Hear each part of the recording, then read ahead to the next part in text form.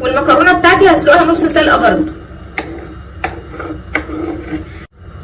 في حاجه انا هموت واعرفها بجد، ليه الاكل لما بنحطه في طاجن الفخار بيبقى ليه طعم مختلف تماما عن طاجن بايركس، عن صينيه، عن اي حاجه تانية.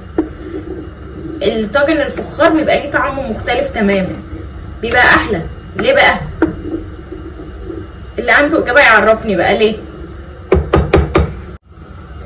هحط واحده مرقه، نسيت اقول لكم ان انا هحط واحده مرقه للمصداقيه، يعني كان ممكن احطه وما اوريكوش، لا انا قلت اوريكم.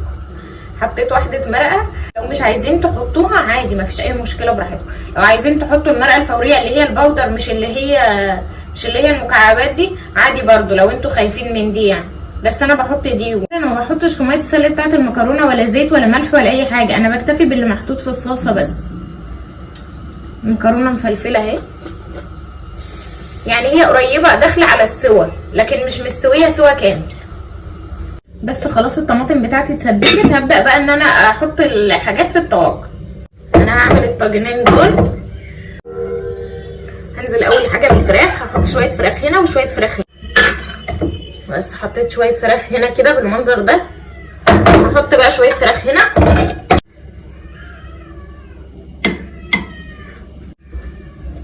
هنزل بالمكرونه. هنزل بقى بالصلصه بتاعتي. هنزل بالصلصه بتاعتي كده.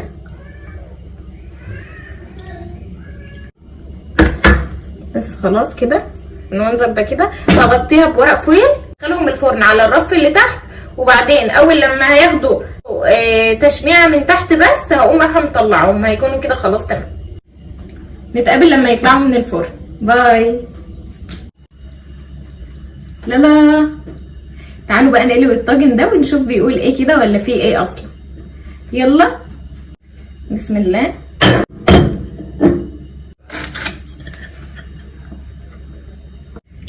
بسم الله.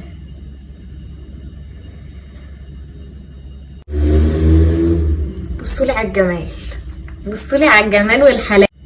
هو بيتكلم لوحده. بسم الله.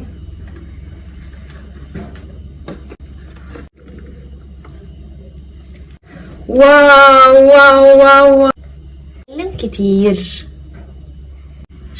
بصولي على المكرونه المفلفله كده. يلا بالهنا والشفا، جربوا بطريقتي وان شاء الله يعجبكم. باي.